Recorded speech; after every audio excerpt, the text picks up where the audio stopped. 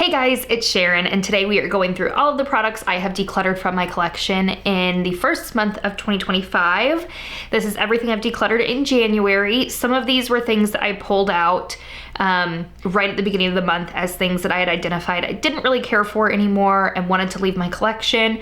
Others were things that I have used the last previous weeks of the month and decided for one reason or the other, I don't like them, they're not a shade match, etc. And they are leaving. So, I have a huge bin full of goodies. This will be a series on my channel for the year of 2025 where every single month I go through and I show you what I decluttered that month. So instead of having a huge declutter a couple times a year, we're just having a rolling declutter, constantly moving product out of my collection. I'm hoping by the end of the year, these declutters are getting smaller and smaller because I'm honing in on the products that I really love. So that's my prediction so far. There's all sorts of things in here, so I'll stop yapping and we can get through it all. I thought I'd just give you a bird's eye view of the bin and we'll dive in as we go. Okay, right at the top, I'm letting go of my Persona Identity palette. This is one that I have really wanted to love and I just don't. This is boring to me. The formula is really nice. I didn't enjoy using this palette. It's gonna go. Next up is the Hourglass Veil Primer. I almost used this up completely. I've probably got about a third of it left or so. It's over a year old and it has SPF, so I'm letting it go. I would not buy it again. I did not like it as much as I liked my sample. It separated, it was weird, not worth the money. I'm letting go the Wet n Wild Photo Focus Translucent Loose Powder. This is simply because I don't wear loose powder. And this one gets really messy. It just lets so much product out. It's a good loose powder. It's only a few dollars. So if you're in the market for something that's really inexpensive, this is excellent. I just don't need it. I don't use loose powders. I don't need like 4 loose powders. So that one's gonna go. I am letting go of my Patrick Ta for Face. This is the bronzer cream powder duo. I don't know, I think it's nice, but I don't love it. I don't actually like the packaging. It gets fingerprints all over. It gets kind of dirty. It's kind of hard to open. I can't tell what I'm looking at when it's just in my collection, so I'm letting it go. Also passing on my L'Oreal True Match Lumi Bronze It. I like this bronzer. I like the finish of this bronzer. I've had it a really long time and it's humongous. I don't like the size. I know some people really love a large pan size on a bronzer, but I don't. I want it to fit in the caddies that I have in my drawer to organize my makeup, and this is too big, so it's gonna go. Another L'Oreal product, this is new. It's their Lumi Le Glace highlighter stick. I love the finish of this, but it is so balmy in the texture that my hair just sticks to my cheeks when I wear it, and it drove me absolutely crazy. Also passing on the Wet n Wild Date or Dominate Liquid Highlight. This did not apply well to the cheeks. It would move my foundation around. You could see exactly where I placed this down to start with, so it'd be like a stripe on my face or a dot. Like, it just didn't blend out well. It was a fail. I am passing on the Milani Liquid Contour. I actually like the shade of this. This is 01 Honey, but it's one of those sponge tip applicators, which I have come to learn that I don't like. It gets the lid all goopy and messy, and I just don't enjoy that, so it's gonna go. Passing on this LA Girl Summer Crush stick. Summer Crush is the shade. This is a blush stick. It just ended up not being the right tonality for me. It's a little bit too peachy, and I didn't care for the finish of the shade on my skin. So I'm gonna pass that on to a friend because this is not very old at all. Letting go of this Wet n Wild Tinted Hydrator. This one I don't feel was the right shade for me. I really like the formula, but I'm going to look into getting one shade down, which is Porcelain, at a later date. When I need another foundation, I'm gonna revisit this one. This jumbo size of the Too Faced Major Hangover RX is leaving my collection. This is really old. I want to say, let's see, August of 2023 is when I opened it. I used about half of it. So because it's so old, I'm going to go ahead and pass it on. Also because I have other things that are newer that I want to use before they go bad. This I do really like. I'd consider buying this again. A lot of foundations leaving this month. The L'Oreal True Nude. This is one that has been a favorite on my channel in years past, but I think this one might just be too old, or my skin has changed, or my tastes have changed, and I didn't like how this wore. It felt dry actually on the skin, and anytime I'd have to like blow my nose or my mouth got wet, like from brushing my teeth, it would remove the foundation from my face in a really obvious way, and I didn't care for that. So I'm gonna go ahead and let this one leave. Staying on the foundation train, I'm gonna let this Mineral Fusion foundation go. It's a matte finish. I think this was a nice foundation, but it wasn't something that I loved super well, and the shade match wasn't exactly right for me. So since I have other foundations that I really, really enjoy, I'm gonna let this one leave. Passing on my Rimmel Lasting Finish. I love this foundation. I will absolutely buy it again. This one is just old and it has SPF in it, so I'm gonna go ahead and let it go.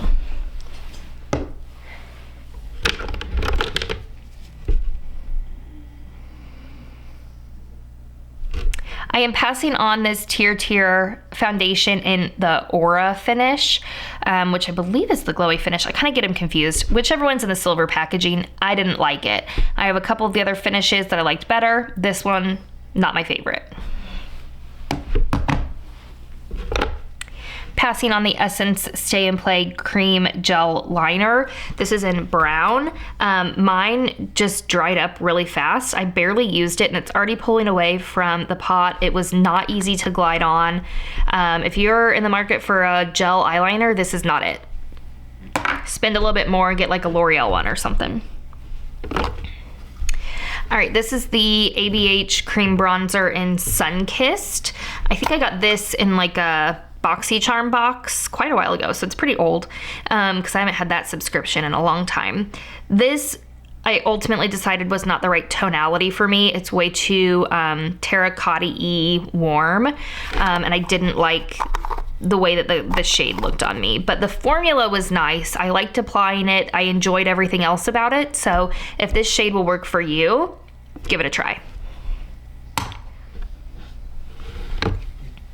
Another cream bronzer that's leaving is this one from Revolution. I broke my lid actually, so it's kind of wonky. I would consider getting this again. Mine's old.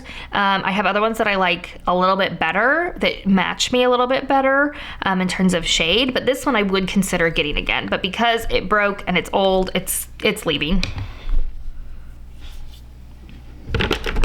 Lots of bronzers and cream products this month leaving. This is from Hard Candy. It's the Face Off Bronze. Emily Noel recommended this. I also have, I think this is a blush. I'm passing on these just because I don't like the application. They're really, really thin in consistency. It's like a doe foot applicator. Like these were fine, but I didn't love them.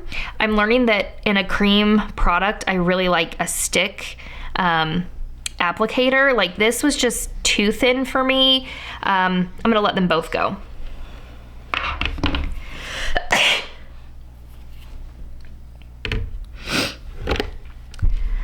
Okay, this is a liquid liner from Lorac. This is in the espresso shade. This is just old. I've had it for a really long time, and when I last tried to use it, it started to dry up like mid-line, so I wasn't able to get my wing. I had to like get the tip started again on the back of my hand. It was kind of annoying.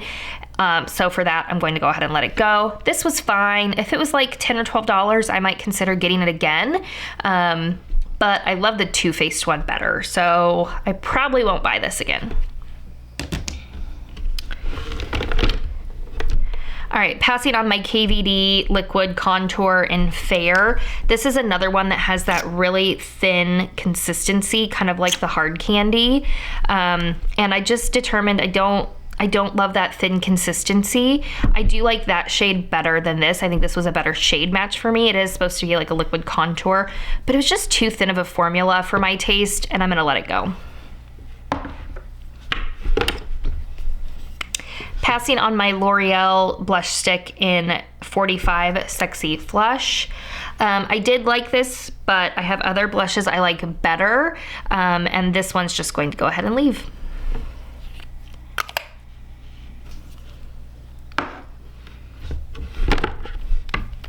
Letting go of the Hard Candy Highlight and Contour Stick. I'd never ever use the highlight end on these kind of products. The contour stick is fine. If you're in the market for something drugstore pricing, like I would still consider this a good option, but I have others that I like better, so I don't reach for this. I'm not gonna let it keep cluttering up my collection. Couple others with those doe foot applicators, kind of thin consistency. I've learned, again, I don't like them. This is a bronzer and a blush from Maybelline. I didn't like these at all. I don't get them. I think it was Tati that said they were awesome. If you like it, great. It wasn't for me. I thought it was kind of hard to work with. This as a bronzer, so goofy because it's like metallic. Yeah, they weren't for me.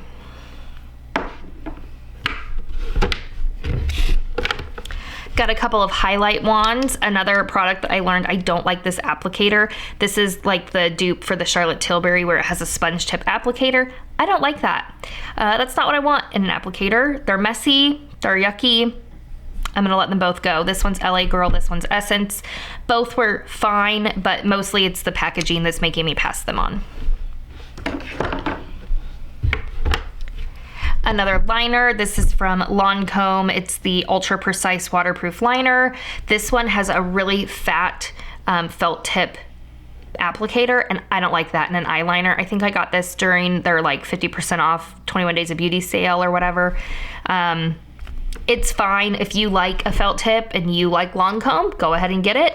I just think there's better out there that are easier to work with. This felt tip one was kind of tricky to work with. I have this miniature Ilia blush in At Last. It's just tiny. I personally don't like using tiny blushes. This one was kind of dry. It's not as creamy as I want it to be. That shade though, I think my mom might like, so I might see if she would like to try this one. But for me, it wasn't something I was reaching for, so I'm gonna let it go.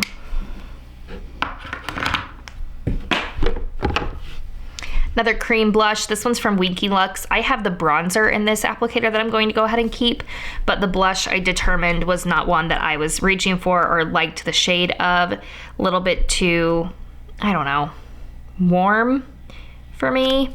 Although I like that applicator. It's kind of neat. It's kind of a fun one to apply, but this blush, just not it. I'd maybe look at this in another shade for me. This one I just didn't end up loving. Letting go of this MAC palette. This is one that I've pulled in and out of my collection a couple times. I think you've maybe seen it in a declutter before, and I keep rescuing it out of the bin. I don't know why. It's very warm toned. It's leaving. Too warm for me. Letting go of this Hourglass blush. It is just too peachy gold for me. I got it really cheap at TJ Maxx, hoping that it would be awesome, but it's just not for me. It's too gold, too peach, doesn't look good on my skin tone. Passing on this Catrice Holiday Skin Bronzer and Glow palette. If these are shades that look good to you, absolutely pick it up. I think it's really affordable. I like it's a duo. I think it's duping the Charlotte Tilbury version. It's just not one that I reach for a lot. I kind of like having individual products. So for me, a palette like this is not really what I'm looking for.